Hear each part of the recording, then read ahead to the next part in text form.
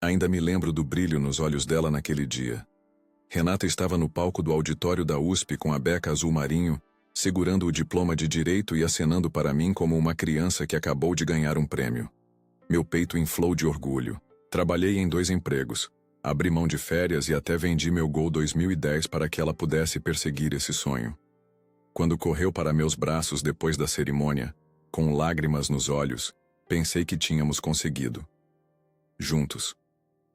Na plateia, Dona Cleide, mãe dela, secava as lágrimas enquanto o seu antenor, pai dela, batia fotos sem parar com aquela câmera antiga que carregava para todo lado. Os amigos dela, todos colegas de turma, gritavam e jogavam os chapéus para o alto no gramado em frente ao prédio da faculdade.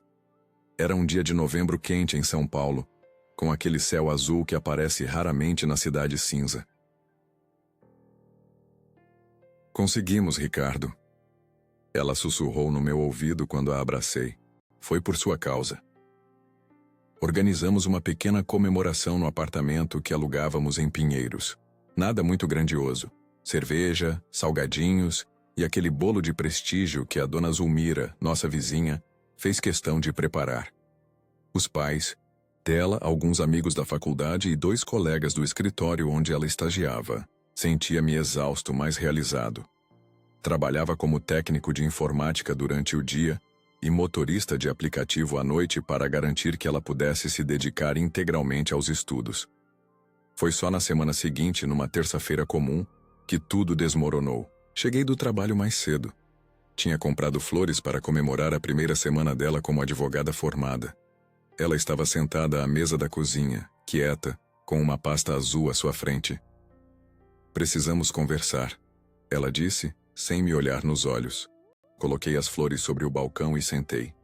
Dentro da pasta, papéis de divórcio. Olhei para os documentos em silêncio, minha respiração presa entre a descrença e a devastação. Preciso me encontrar, Ricardo. Ela falou com uma voz que não parecia a dela. Fria, distante. Esses anos todos você fez tanto por mim que eu nem sei mais quem sou sem você. Preciso descobrir. Não perguntei por quê. Não gritei. Apenas assinei os papéis. E com o rabisco de uma caneta, vi tudo em que havia investido, emocionalmente, financeiramente e espiritualmente, sair da minha vida. Naquela noite, quando ela foi embora com 2 malas grandes, fiquei sentado no sofá olhando para a parede branca da sala. O apartamento nunca pareceu tão grande e vazio. Na estante, as fotos da nossa viagem para Paraty, do aniversário dela, em Campos do Jordão, do dia em que nos conhecemos na Feira do Livro na Praça Benedito Calixto. Não derramei uma lágrima sequer. Acho que estava em choque. Ficamos 5 anos juntos, construindo uma vida, planejando um futuro. E em uma tarde, tudo acabou. Ela não olhou para trás. E eu não corri atrás. Essa foi a parte que mais me assombrou depois. Não que ela tenha ido embora, mas que eu a deixei ir sem dizer uma palavra. Naquela mesma noite, guardei todas as fotos em uma caixa. Tirei o anel de noivado que usava há 3 anos e coloquei na gaveta da cômoda. Tomei uma garrafa inteira de vinho barato sentado no chão da cozinha, olhando para o teto. O que mais doía não era a traição, se é que podemos chamar assim.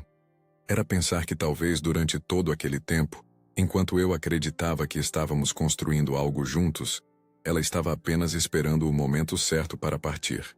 No dia seguinte, com a cabeça latejando, chamei o Paulo, meu melhor amigo desde os tempos do colégio estadual no Grajaú, zona sul de São Paulo. Ele veio correndo, trouxe pão na chapa e café forte do bar do seu Juvenal na esquina. Ela, sempre foi muito pra você, cara, ele disse tentando me consolar. Mas nós 2 sabíamos que não era verdade. Eu a amava exatamente do jeito que ela era. Os primeiros meses foram um borrão de xícaras de café vazias, caminhadas noturnas pelo Minhocão e longos olhares para um celular silencioso. O número dela ainda estava salvo. Às vezes ficava com o dedo sobre a tela, tremendo, imaginando se ela sentia minha falta. Mas nunca liguei. Ela fez sua escolha. Eu tinha que respeitar, mesmo que isso me destruísse por dentro. Mudei para um lugar menor, um kitnet na Bela Vista. O aluguel era mais barato e eu podia ir a pé para o trabalho. Consegui uma promoção na empresa de TI onde trabalhava, deixando de ser técnico para virar analista de sistemas. O salário melhorou um pouco. Parei de dirigir para aplicativos. Aquilo estava me matando aos poucos. Aprendi a cozinhar para uma pessoa só. Era doloroso, claro, mas lentamente a dor foi diminuindo. Não porque eu estava curando, mas porque a dor eventualmente se transforma em ruído de fundo. Você aprende a viver com ela, como um manco aprende a andar. Nos fins de semana comecei a frequentar o Sesc Pompeia. Ia aos shows gratuitos, via exposições, participava de oficinas de fotografia. Foi lá que conheci a Luísa, uma professora de história da rede estadual. Ela tinha um sorriso gentil e uma paciência infinita para ouvir minhas histórias. Saímos algumas vezes. Fomos ao cinema, jantamos em restaurantes baratos no centro. Ela era boa companhia, mas cada vez que tentava me aproximar mais eu recuava. Não era justo com ela. Você ainda está preso a alguém, ela me disse numa noite, depois de eu ter me esquivado de um beijo pela terceira vez. Não respondi. Não precisava. Era óbvio demais. Luísa parou de me ligar depois daquela noite. Eu não a culpava. O Paulo insistia para eu sair, conhecer gente nova, voltar a viver. Levou-me a churrascos, apresentou-me amigas, arrastou-me para bares na Vila Madalena. Eu ia, sorria, conversava, mas era como se uma parte de mim estivesse sempre ausente observando tudo de longe. Tá na hora de seguir em frente, mano, ele me dizia. E eu concordava. Mas era mais fácil falar do que fazer. Aos poucos, criei uma nova rotina. Acordava cedo, ia correr no parque do Ibirapuera antes do trabalho. À noite estudava programação ou lia algum livro. Comecei a economizar dinheiro de novo. Comprei um carro usado, um Celta 2012 prata. Nada de especial, mas era meu. Sem dívidas, sem prestações atrasadas, sem depender de ninguém. Em um domingo, liguei para minha mãe em Ribeirão Preto. Ela perguntou da Renata, como sempre fazia. Dessa vez, contei toda a verdade. Que estávamos separados há quase um ano. Que ela tinha ido embora logo depois de se formar. Que eu tinha bancado tudo para vê-la realizar o sonho dela, só para ser deixado para trás. Filho, às vezes a gente ama mais do que merece. Minha mãe disse com aquela sabedoria simples, de quem já viveu muito. Mas isso não quer dizer que você deva parar de amar. Só significa que você precisa aprender a amar do jeito certo. No aniversário de 2 anos da nossa separação, fiz algo que me surpreendeu. Peguei a caixa com as fotos que tinha guardado e olhei cada uma delas. Não senti raiva, não senti tristeza, apenas uma nostalgia leve, como quem olha para uma vida que pertenceu a outra pessoa. Naquela noite, deletei o número dela do celular. Foi quando comecei a me sentir livre de verdade. Não porque tinha superado completamente, mas porque finalmente entendia que a vida seguia, com ou sem ela. Comecei a dar aulas de informática nos fins de semana em um projeto social no Capão Redondo. Era voluntário, mas me fazia bem ajudar aqueles jovens ver seus olhos brilhando quando aprendiam algo novo. Nos feriados prolongados comecei a viajar sozinho. Fui para o litoral norte, Ubatuba, Ilhabela. Dirigi até Cunha e fiquei em uma pousada simples com vista para as montanhas. Conheci gente nova, fiz amizades passageiras. Uma vez numa praia em Paraty, uma mulher me perguntou por que eu parecia sempre estar olhando para o horizonte. Estou apenas me lembrando de voltar para o presente, respondi. 2 anos se passaram assim, sem mensagens, sem encontros casuais. Era como se ela tivesse desaparecido. E justo quando finalmente tinha aceitado que nunca mais haveria, a vida, maldita vida, tinha outros planos. O tempo passou sem eu perceber. As estações mudaram, os governos mudaram, até eu mudei. Fiz uma tatuagem pequena no antebraço, um símbolo que representava recomeço. Deixei a barba crescer, depois raspei tudo. Experimentei, errei, acertei. Aos poucos, fui reaprendendo a ser eu mesmo, sem definir minha existência pela ausência dela. Era uma terça-feira chuvosa de junho, daquelas típicas do inverno paulistano. Saí do metrô Consolação e corri para me abrigar da garoa fina, que caía sem parar. Entrei na Livraria Cultura da Avenida Paulista apenas para escapar da chuva, limpando as gotas dos meus óculos com a barra da camisa. Não estava procurando nada específico, só matando o tempo antes de uma reunião com um cliente. Foi quando a vi. Ela estava na seção de poesia, de costas para mim, folheando um livro de Drummond. Meu coração falhou uma batida. Renata não tinha mudado muito. Mesma postura, mesmo jeito de inclinar levemente a cabeça quando lia. Mas seus ombros pareciam mais pesados. Mais tristes, talvez. Eu deveria ter ido embora. Deixar o fantasma, permanecer um fantasma. Mas não fui.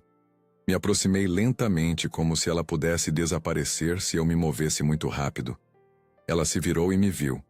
E por um momento, o tempo dobrou-se sobre si mesmo. Seus olhos se arregalaram. Um segundo se passou. Então, quase num sussurro, ela disse: "Eu esperava te encontrar algum dia." Fiquei paralisado, sem saber o que dizer. Ela estava diferente, mas ao mesmo tempo igual. Cabelo mais curto, algumas mechas grisalhas precoces que não existiam antes. Usava um terno feminino cinza, provavelmente vindo direto do trabalho. Uma aliança fina brilhava em sua mão esquerda. "Você está bem?" Ela perguntou, fechando o livro.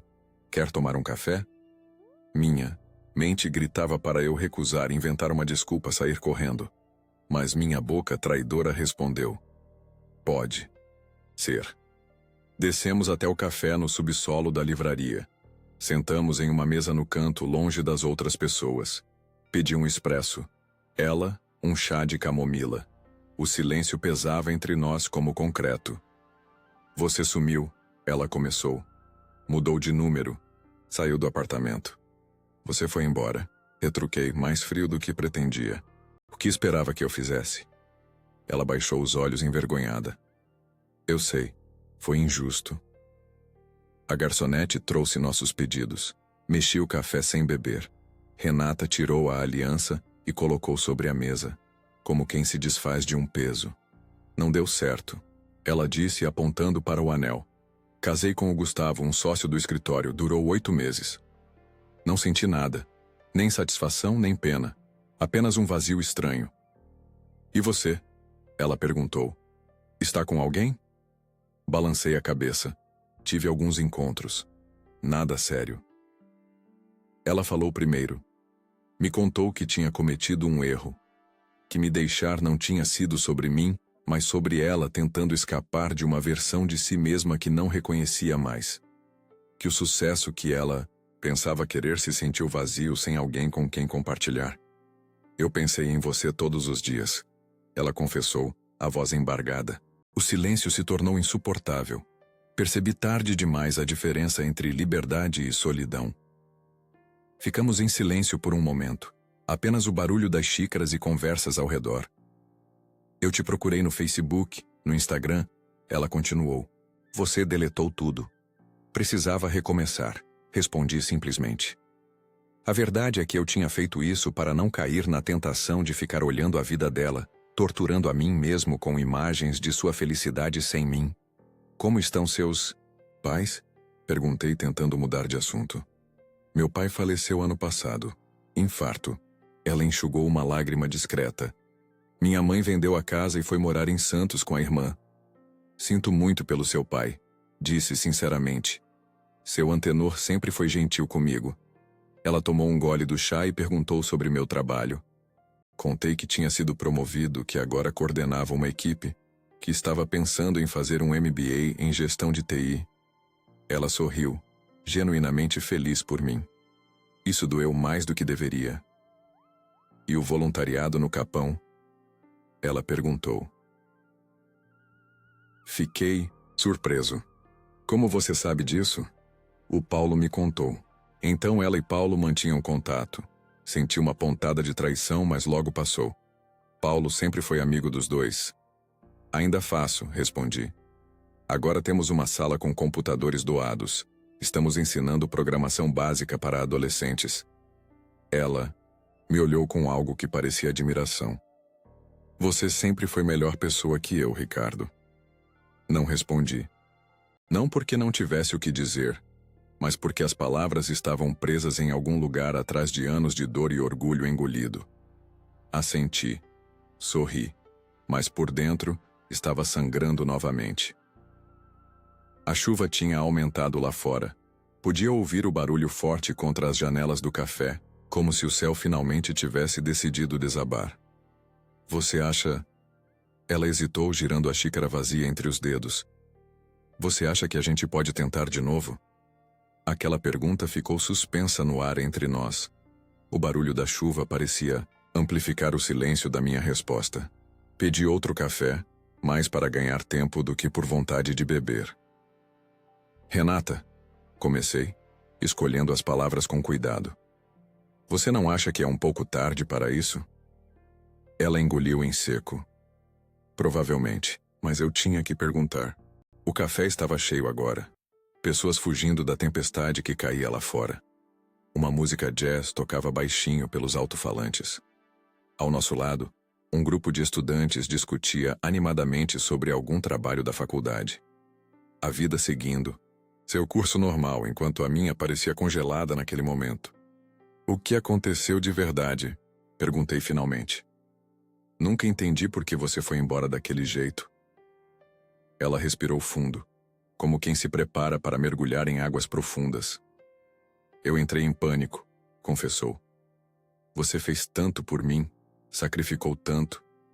Me senti sufocada pela gratidão, como se tivesse uma dívida eterna que nunca conseguiria pagar. E ao mesmo tempo, tinha acabado de me formar, estava cheia de ofertas de emprego, de possibilidades. Senti que se não saísse naquele momento, nunca mais teria coragem. Fiquei em silêncio, absorvendo cada palavra. E o Gustavo? Perguntei. Ele apareceu na hora certa, eu acho.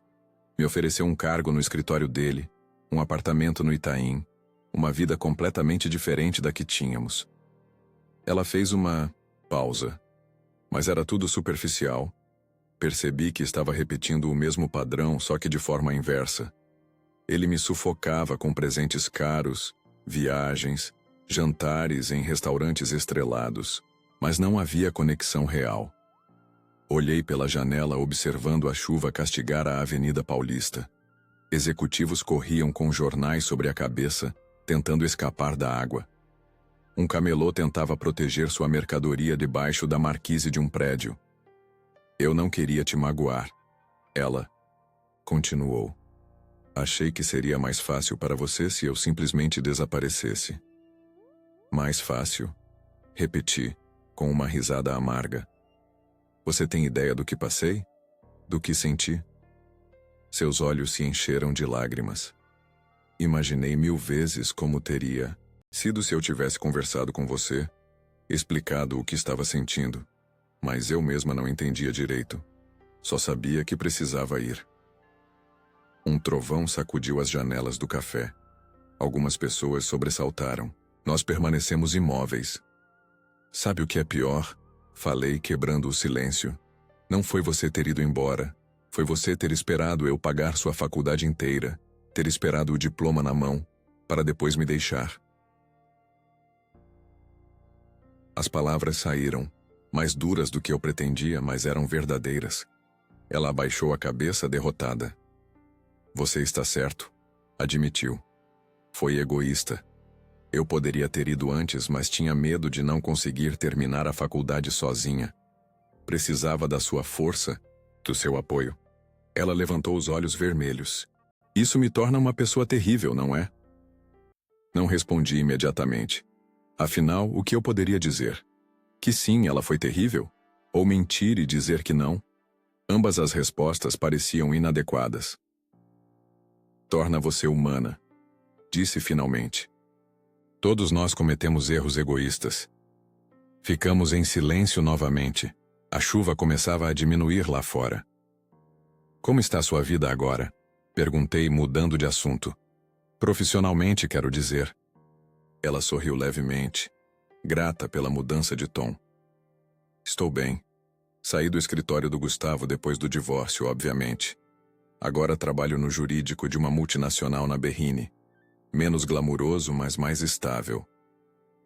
Você sempre quis estabilidade, comentei. Sim, ela concordou. Mas descobri que estabilidade não é só financeira. É emocional também. Olhei para o relógio. Já estava atrasado para minha reunião, mas de alguma forma, isso não parecia mais importante. E você? Ela perguntou. É feliz agora? Ah, pergunta me pegou de surpresa. Feliz? Era uma palavra que eu não usava há muito tempo. Estou em paz, respondi honestamente. Aprendi a viver com minhas escolhas. A não me arrepender do que fiz por você, mesmo que não tenha dado certo no final. Ela assentiu entendendo o que eu não disse. Que parte de mim ainda a culpava. Que outra parte ainda se perguntava se eu poderia ter feito algo diferente. Que talvez eu nunca tivesse realmente superado. Posso te mostrar uma coisa? Ela perguntou, abrindo a bolsa. Tirou de dentro uma carteira de couro gasta. Abriu e me mostrou, escondida atrás do documento de identidade, uma foto nossa. Na praia de Maresias, sorrisos largos, sol no rosto. Eu nem me lembrava daquele dia. Nunca me desfiz dela, confessou. Mesmo quando estava com Gustavo. Mesmo quando tentei te odiar por não vir atrás de mim. Senti algo estranho no peito. Não era dor, nem raiva. Talvez apenas o eco de um sentimento que um dia foi forte demais para caber dentro de mim. Por que você está me mostrando isso agora? Perguntei. Porque quero que você saiba que nunca foi só sobre dinheiro, ou sobre a faculdade, ela respondeu. Era sobre nós, sobre medo. Sobre não saber lidar com tanta coisa boa acontecendo ao mesmo tempo. A garçonete veio com a conta. Paguei, apesar dos protestos dela. Saímos da livraria quando a chuva já tinha diminuído para uma garoa fina. Típico de São Paulo. Em questão de minutos, o céu passa do apocalipse para uma névoa melancólica. Caminhamos lado a lado pela Paulista sem destino certo, apenas deixando a conversa fluir. Você não respondeu minha pergunta. Ela lembrou enquanto passávamos em frente ao MASP. Sobre tentarmos de novo. Parei de andar. Olhei para o vão, livre do museu, onde algumas pessoas se abrigavam da garoa. Um artista de rua tocava violão, o som ecoando no concreto. Não é tão simples, Renata, respondi. Não é como se pudéssemos apertar um botão de reset e voltar para como éramos antes. Eu sei, ela concordou. Não quero voltar para o que éramos. Quero construir algo novo, algo melhor. Continuamos andando. Cruzamos a Paulista em direção ao Parque Trianon. O verde das árvores contrastava com o cinza da cidade. Entramos, procurando um banco seco para sentar. O parque estava quase vazio àquela hora. Sabe o que eu aprendi nesses anos? Perguntei quando finalmente nos sentamos. Que perdoar não é esquecer. Não é fingir que a dor nunca existiu. Ela me olhou, esperando que eu continuasse. Perdoar é reconhecer que aconteceu, que doeu, mas escolher não deixar que isso defina quem você é ou como vê a outra pessoa. E você conseguiu fazer isso? Ela perguntou, a voz quase um sussurro. Me perdoar? Olhei para o céu entre as copas das árvores. A garoa tinha parado completamente agora, deixando apenas o cheiro de terra molhada. Estou tentando, respondi, honestamente. Todos os dias. Um esquilo cruzou o caminho à nossa frente, parando para nos observar antes de subir em uma árvore. Sorri com a cena. Pequenos momentos como esse me lembravam que a vida continua apesar de tudo. Quando você foi embora, continuei, passei muito tempo me perguntando o que tinha feito de errado. Se não tinha sido atencioso o suficiente, se tinha te sufocado, se tinha cobrado demais. Não. Foi você, ela interrompeu. Nunca foi você. Eu sei disso agora, disse. Mas demorei para entender. E nesse processo percebi algo importante. Não posso controlar as escolhas dos outros, só as minhas. O sol começou a aparecer timidamente entre as nuvens, criando aquela luz dourada que surge depois da chuva. Alguns raios atravessavam as folhas das árvores criando padrões no chão de terra. O que você quer, Ricardo? Ela perguntou, colocando a mão sobre a minha no banco. De verdade. Senti o calor da sua pele, familiar e estranho ao mesmo tempo, como visitar uma casa onde você morou há muito tempo, reconhecível, mas já não é mais sua. Não sei, admiti. Uma parte de mim ainda te ama. Provavelmente sempre vai amar. Mas outra parte tem medo. Medo de confiar de novo e ser deixado para trás mais uma vez. Ela apertou minha mão levemente. Entendo esse medo, também tenho medo. De não ser boa o suficiente, de estragar tudo de novo. Um casal de idosos passou por nós, caminhando de mãos dadas, rindo de alguma piada particular. Me peguei imaginando como seria envelhecer ao lado de alguém. Se eu e Renata poderíamos ter isso algum dia. Talvez possamos começar devagar, sugeri, surpreendendo a mim mesmo. Como amigos. Ela sorriu, mas havia uma sombra de decepção em seus olhos. Amigos, repetiu. É um começo. Não estou fechando portas, expliquei. Só acho que precisamos nos conhecer de novo. As pessoas que somos agora, não as que éramos antes. Ela assentiu, entendendo. Você está certo. Sempre foi o mais sensato de nós dois. Sensato não. Corrigi com um sorriso fraco. Só queimei a mão no fogão vezes demais para saber que preciso ter cuidado. O sol estava mais forte agora, secando as poças do caminho. Algumas crianças entraram no parque, correndo e rindo, aproveitando o intervalo na chuva. Tenho uma coisa que preciso te falar, ela disse de repente séria. Estou pensando em aceitar uma proposta de trabalho no Rio. Um escritório internacional está abrindo filial lá e me convidaram para ser parte da equipe inicial. Senti um aperto no peito. Quando você vai? Ainda não aceitei. Ela respondeu. Rapidamente. Queria falar com você primeiro. Ver se vale a pena ficar. Respirei fundo. Era injusto. Ela estava mais uma vez colocando uma decisão importante da vida dela nas minhas mãos, fazendo-me responsável pelo seu futuro. Você precisa tomar essa decisão sozinha, Renata. Falei mais firme do que pretendia. Não posso te prometer nada agora. Não seria justo com nenhum de nós dois. Ela baixou os olhos, mordendo o lábio. Você está certo, de novo. Ficamos em silêncio por alguns minutos, apenas observando o parque ganhar vida ao nosso redor. Um artista sentou-se não muito longe, montando seu cavalete para pintar a paisagem. Quanto tempo você tem para decidir? Perguntei finalmente. 1 semana, ela respondeu. A proposta é boa, melhor do que o que tenho aqui. Então acho que você já tem sua resposta, falei, tentando ignorar o nó na garganta. Ela balançou a cabeça. Não é tão simples assim. Nunca é, concordei. Deixei Renata na entrada do metrô Trianon-MASP. Trocamos números de telefone, prometendo nos falar durante a semana. Um abraço rápido, um beijo hesitante no rosto, e ela desceu as escadas desaparecendo na multidão. Fiquei parado ali por alguns minutos, sentindo o sol da tarde secar minhas roupas ainda úmidas da chuva. Caminhei até meu carro estacionado em uma rua paralela. No caminho, liguei para o cliente, remarcando nossa reunião para o dia seguinte. Não estava em condições de discutir projetos ou prazos. Minha cabeça estava em outro lugar, em outro tempo. Dirigi sem rumo pela cidade, apenas deixando o trânsito me levar.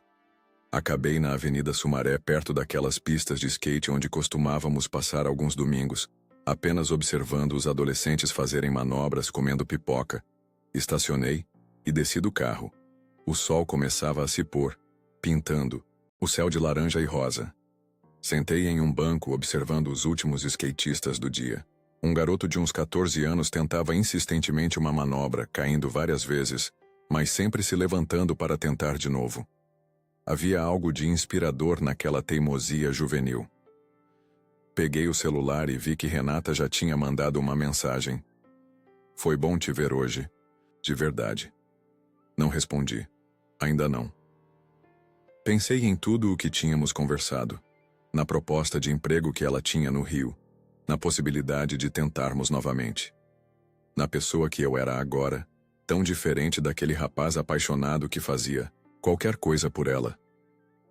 Lembrei do Paulo que várias vezes tinha me dito que eu merecia alguém que me escolhesse completamente, não alguém que me visse como uma opção. Ele ficaria bravo se soubesse que eu estava considerando dar uma segunda chance a Renata. Mas Paulo não estava na minha pele. Não sabia como era carregar aquele amor não resolvido por tanto tempo. Quando o céu já estava completamente escuro, decidi ir para casa. Ao chegar no meu apartamento na Bela Vista, percebi como ele refletia o homem que eu tinha me tornado. Organizado, funcional, com alguns toques pessoais, livros nas estantes, uma ou outra planta, fotos das minhas viagens sozinho, um lugar tranquilo, mas não solitário. Abri uma cerveja e sentei na pequena varanda, observando as luzes da cidade.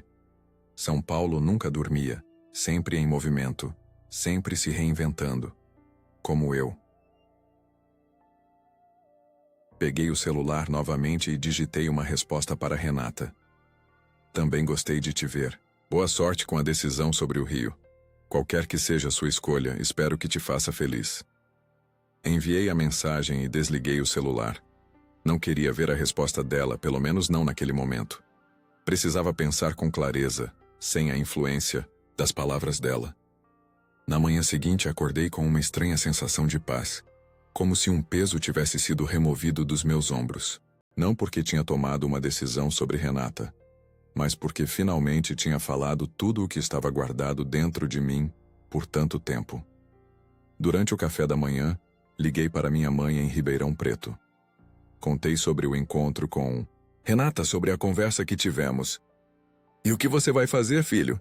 Ela perguntou com aquela preocupação maternal que nunca desaparece, não importa a idade que tenhamos. "Não sei ainda", respondi honestamente. Mas pela primeira vez, não estou deixando que isso me consuma. Seja qual for o caminho, vou ficar bem. "Você cresceu", ela disse, e pude ouvir o sorriso em sua voz. Sim, eu tinha crescido. Não apenas amadurecido, mas expandido. Encontrado partes de mim que nem sabia que existiam. Minha resiliência, minha profundidade, minha força silenciosa. Ao perder Renata, tinha descoberto quem eu realmente era. Nos dias que se seguiram, trocamos algumas mensagens. Nada muito profundo, apenas conversas casuais sobre o dia a dia. Ela ainda não tinha decidido sobre o emprego no Rio. Eu não pressionei. No domingo recebi uma mensagem dela pedindo para nos encontrarmos. Sugeri o Parque do Ibirapuera, um terreno neutro. Quando cheguei, ela já estava lá, sentada à beira do lago, jogando migalhas de pão para os patos. "Decidi aceitar o emprego", ela disse assim que me sentei ao seu lado. Não havia tristeza em sua voz, apenas resolução. "É uma boa oportunidade", respondi. "Você vai se dar bem lá." Ela virou-se para mim, estudando meu rosto. "Não está chateado?" Pensei por um momento antes de responder. "Não. Acho que é o melhor para você. Para nós dois, na verdade." "Como assim?" "Precisamos desse espaço, Renata. Dessa distância, para descobrir se o que sentimos é real ou apenas o eco de algo que já passou." Ela assentiu lentamente. "Você promete que vamos manter contato?" "Prometo", respondi, e era verdade. Não queria perdê-la completamente, mesmo que nunca voltássemos a ser o que éramos. Andamos pelo parque, conversando sobre planos futuros, sonhos antigos, memórias compartilhadas. Havia uma leveza entre nós que não existia antes, sem expectativas, sem pressão. Apenas dois adultos que tinham compartilhado uma história e agora estavam escrevendo seus próprios capítulos.